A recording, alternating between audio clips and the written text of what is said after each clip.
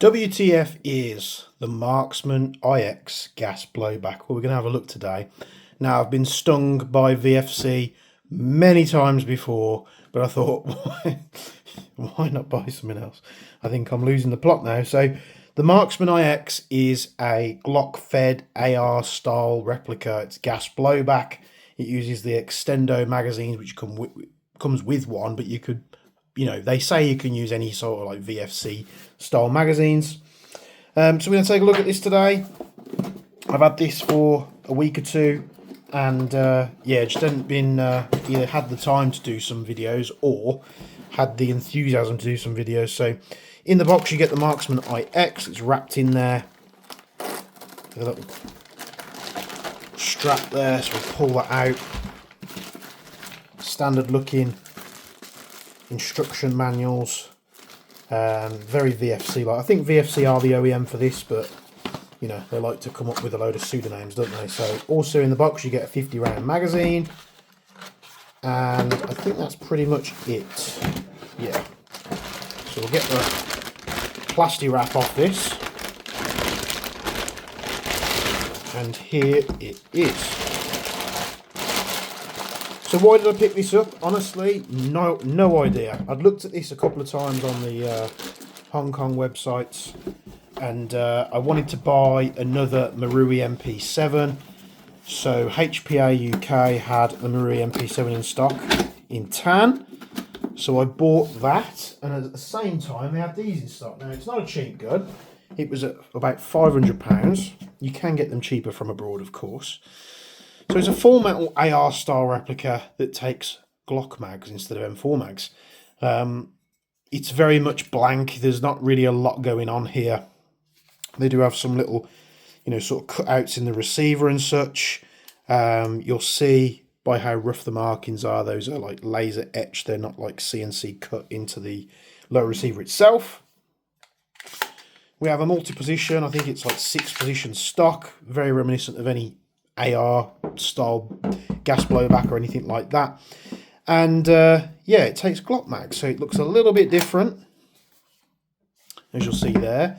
Do I have anything shorter? We'll see if any of these magazines go in here. So this is a TTI TP22 mag. That seems to go in okay.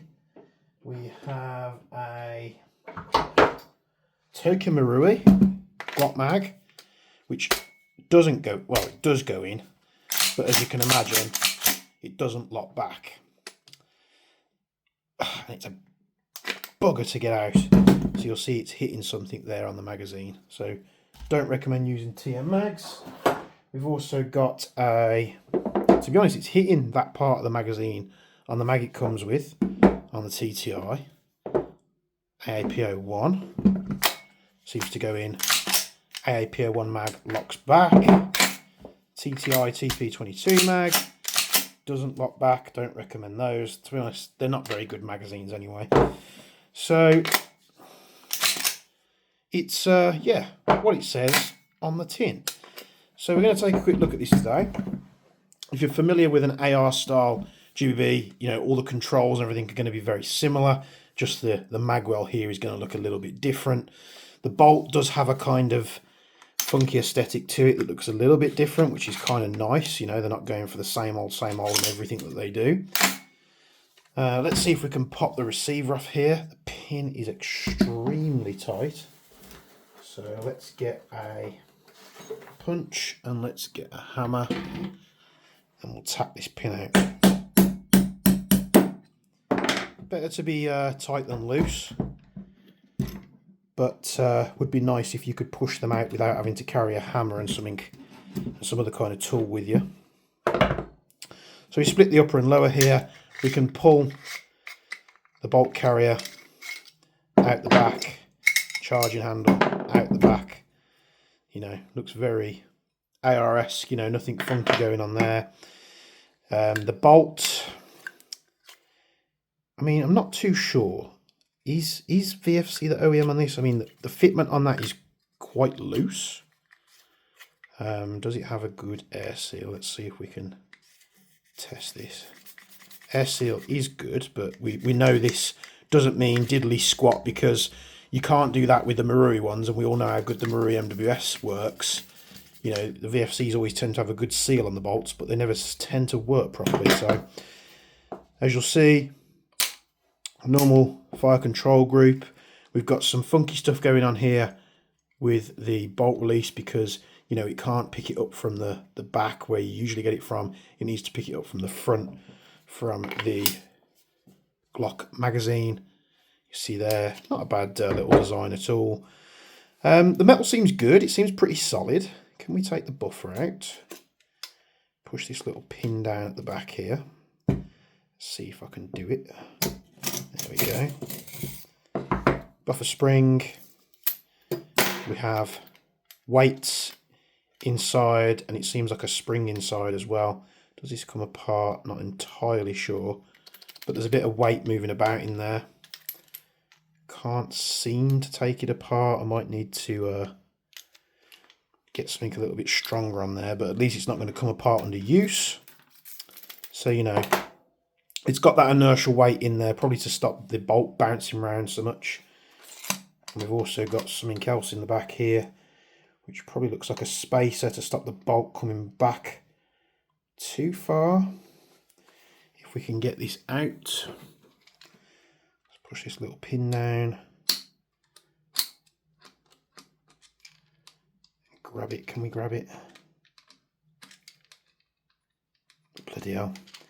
If you're wanting to get that out, it is a bit of a task.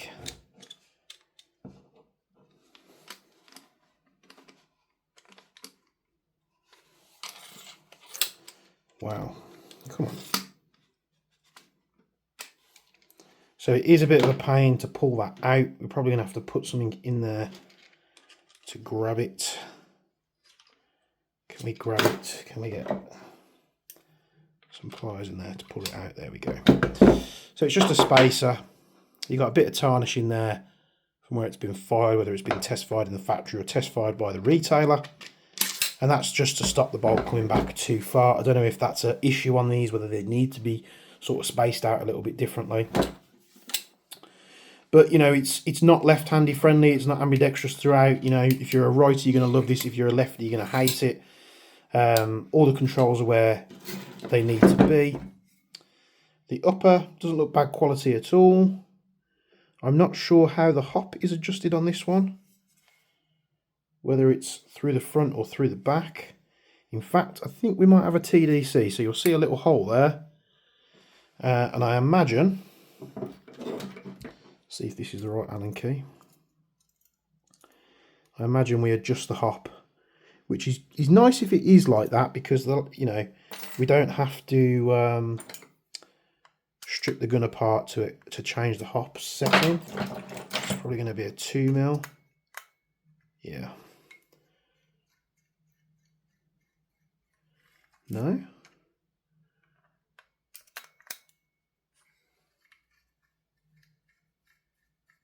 Doesn't seem to be change anything there. Let's try the 1.5.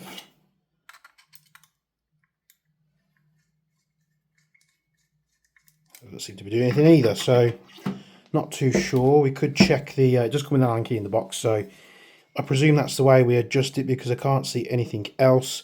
You know, the very VFC-esque blue hot rubber in there. So let's pop this back together. We'll pop the buffer in first, which is easily done. We just pop the spring in, push the buffer in. It's nicely held. It's not going to fly out. We can put the charging handle in, and we can put the bolt in as well. Now, I did want to sort of change the furniture on this. I'm not sure. You'll have to let me know in the comments below if VFCs are, you know, mil-spec threaded on the receivers, because if it is, I'd like to put a PDW stock on there, because, you know, this is very much going to fit into that aesthetic with the Glock mags. I would like to change the front end, but, you know, that's going to be a pain. I don't really want to be chopping rails up to be able to use this thing and be able to set it. The trigger, bit of travel, and then release.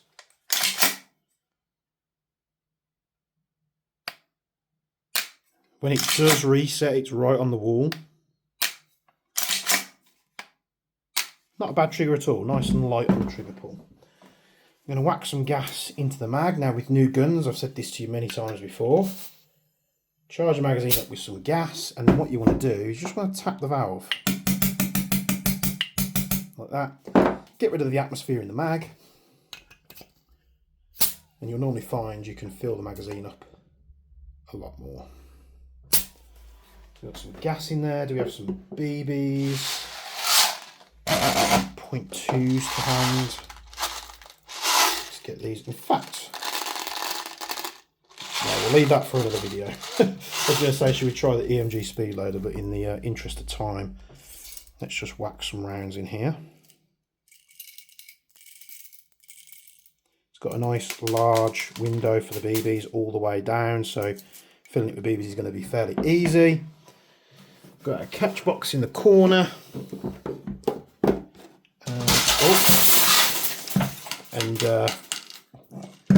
Yeah, I'll probably edit that out. Just drop BBs everywhere. Bloody hell, I'm not on a good day today, am I? So let's get the chrono. We're set to 0.2 gram BBs. And let's give this thing a little test fire on the mag that it comes with. So 0.2 gram BBs and propane. So on a 0.2 we're doing 1.3 joules. 375, 366, 351, 344, it's coming down, 341, 336, 333, 327, we're about a joule now, 329, 321, 319, 317, 315, 314, 308, 308, 309, 303, 299, 301. I think we are starting to struggle a little bit, so let's just top it up with gas. Make sure we've got rid of all the atmo in the mag. So we started at 375 and now we're on 296. A beautiful VFC QC, isn't it? 379, 359, 359, 351, 350. So we're kind of a little bit all over the place with this one. What is that?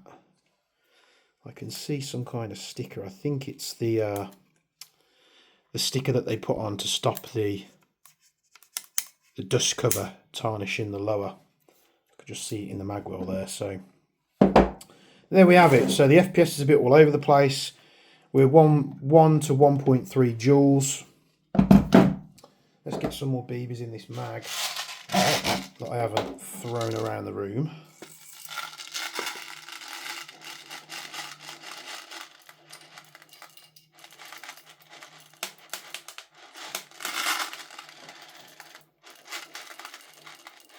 That wasn't even a full mag as well when we're testing this, so you see, you do see a lot of people, and people ask me all the time, like, why is it we see these videos in like Taiwan and the guns working really well, and then we get it over in the UK and it's almost like these people are like, you know, saying the guns are good when they're not. And I don't think that's the case. I think that's what it is the weather that they have in Taiwan, where predominantly a lot of the videos are filmed by the retailers and, you know, reviewers and such.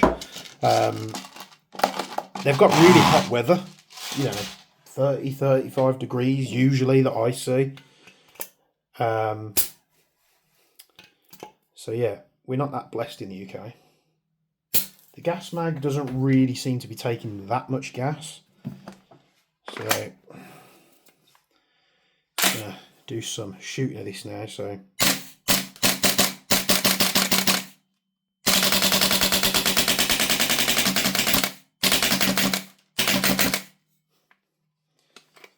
god awful on full auto.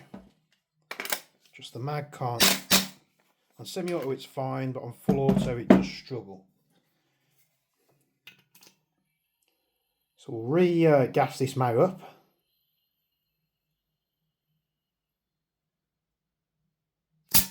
We're going to gas up an AAP mag.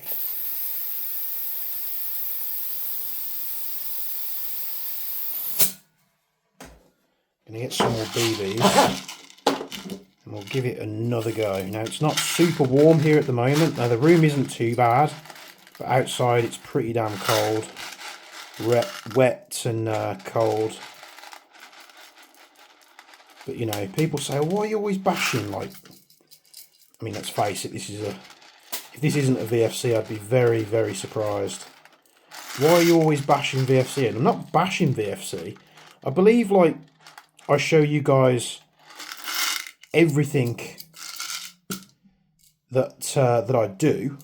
You see the mag isn't quite stacking properly there. So it's not like I'm, you know, fouling the tests or anything like that. We get a good product on the channel and it works, you know, and predominantly a lot of the VFC stuff just leaves you to be desired. You know, it's always just poor to mediocre performance. Now some models are better than others. We'll get this AAP mag.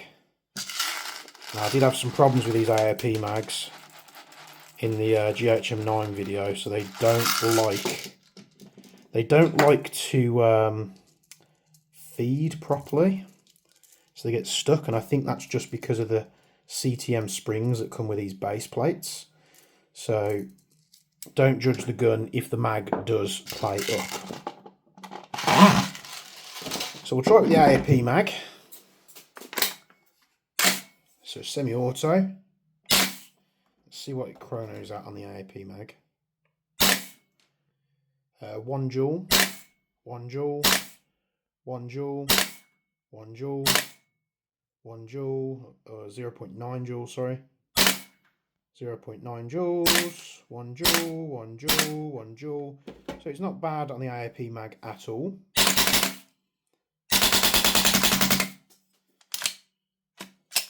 Yeah, it just doesn't seem to like the full auto. Let's give it another go on the mag it comes with.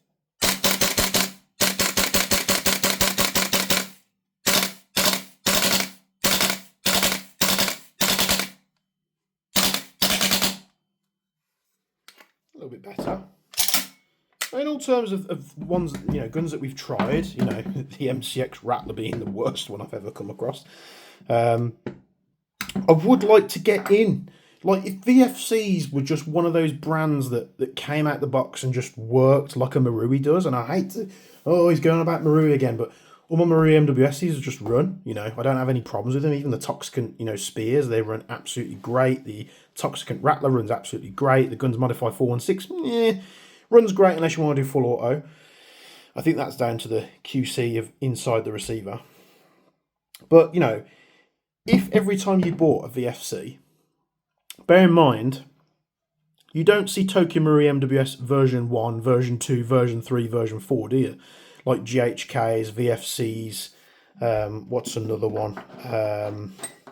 Not coming to mind now, but, you know, they're releasing multiple versions over and over again, and they just never really seem to get on par.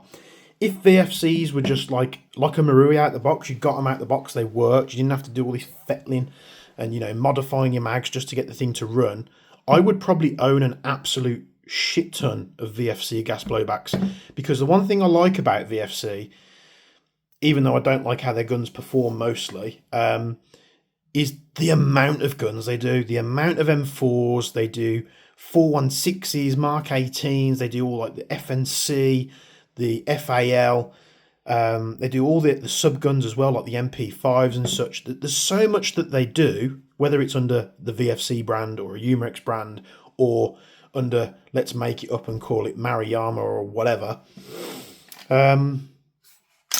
They produce a lot, and I wish sometimes that rather than them, you know, producing gun after gun after gun, new model, I just wish they'd focus on getting the guns I think the TMMWS is the gold standard, and I think that's what these companies should be aiming for. And if they can get onto it, you know, Maroo Man still reigns king. So hope you like this. It's a little bit different. I don't know what I'm going to be doing with it yet.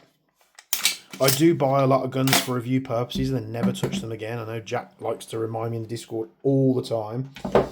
So I have a lot of brand new guns that I reviewed and I just haven't done anything with. I don't know what I'm going to do with them, whether I'm going to do builds with them. I'd like to do something with this, but we'll see how it performs, because, you know, being able to run it off pistol mags to me sounds great. You know, you can get a lot of these in your pouches and such. I don't know, it's just let's try does it actually function on the Maroo mag?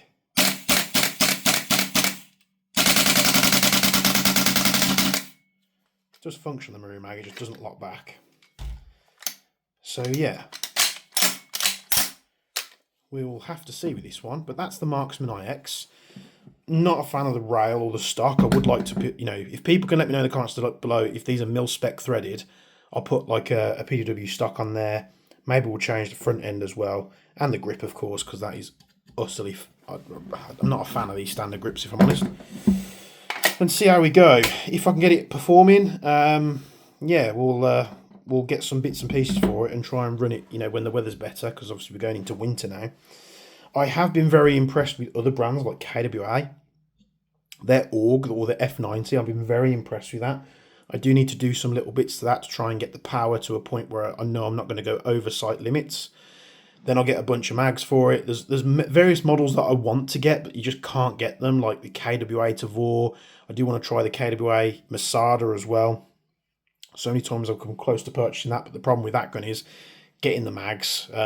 It's just an absolute nightmare. So I hope you've enjoyed this. If you want to see the MP7, even though I've covered MP7s before, let me know in the comments below. As always, like, comment, subscribe, all that good stuff. Check out the links in the description if you'll be so kind. And as always, from me and Bench, we'll see you in the next video.